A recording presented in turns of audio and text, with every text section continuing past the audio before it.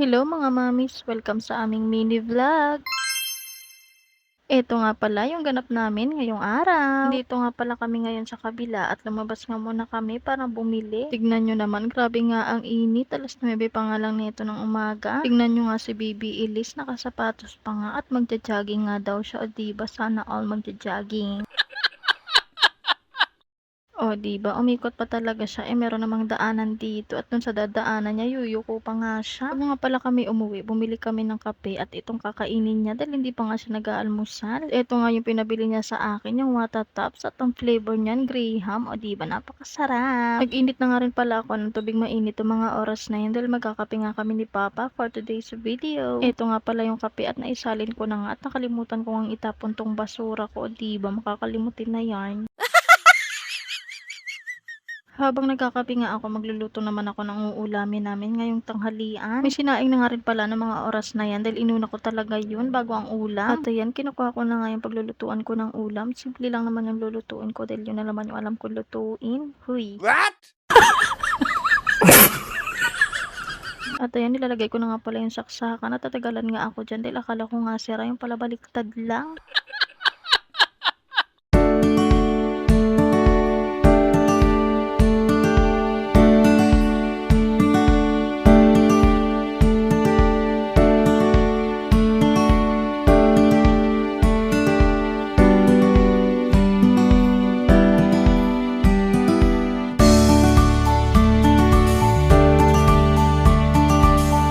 Nagluto nga rin pala ako ng tuyo, o diba, yummy! Ang ulam pala namin for today's video, itlog at tuyo, o diba, napakasarap! Habang nagluluto nga ako, meron nga batang nagkakalat, o diba, napakagaling! Kami niya nga laruan dito, pero pati sabon gusto rin laruin, o diba, napakakulit! At maya maya nga, meron nga dumating na parcel, pero hindi nga sa akin, at binuksan ko pa rin, o diba? Mike nga pala yung dumating na parcel, kaya naman ayan, nagkanta-kanta na nga kami ng Junakis ko, o diba, wala yung magawa. Sakto rin kasing naiinip kami, kaya naman ayan, nagkanta-kanta na nga lang kaming dalawa. O diba, nag-e-enjoy din ng batang kumanda dahil paborito nga niya yung kinakanta niya. Kahit puro sigaw lang naman yung ginagawa niya. Sige, go!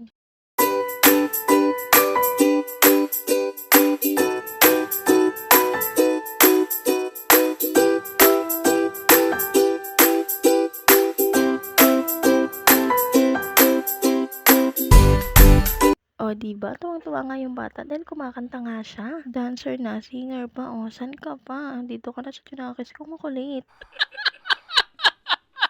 Halos ayaw na nga akong pahiramin ng mic kasi nga siya daw ang kakanta, o diba, ayaw ibigay. At nung hiniram ko nga, ayun, biglang binigay, o diba, nahiya yarn dahil nga may camera siguro. Charis! Inabot na nga kami ng hapon kakakanta dyan dahil nga sa sobrang init. At maya maya nga dumating na rin yung mama ko at nagkanta-kanta na nga rin siya, o diba? Tatlo na kami. Habang busy nga yung mama ko sa kakakanta, inilatag na namin itong dalawang folding bed. Go yarn kahit napakasikip ng bahay. Noong mga oras na yan, kakaambon-ambon nga lang din, o diba? Kumanta kasi ako kaya umambon. Charis. Ayan nga pala si Baby Elise at yung papa ko, chill-chill lang dyan sa Gedli. Ito namang mama ko, busy-busy sa pagkanta, o diba, singer yarn. Maganda talaga boses ng mama ko, hindi ko lang namana, ewan ko ba. Habang kumakanta si mama, dito nga lang ako sa folding bed, o diba, chill yarn. Ito namang batang to, sobrang ang kulit, o diba, kitang-kita naman sa video. Ito nga lang pala yung gamit namin, speaker at cellphone, o diba, makakakanta ka na. At ng mga oras na yan, mga day, umulan na talaga, o diba, tinuloy-tuloy niya na nga yung ulan niya. At yun lang, bye!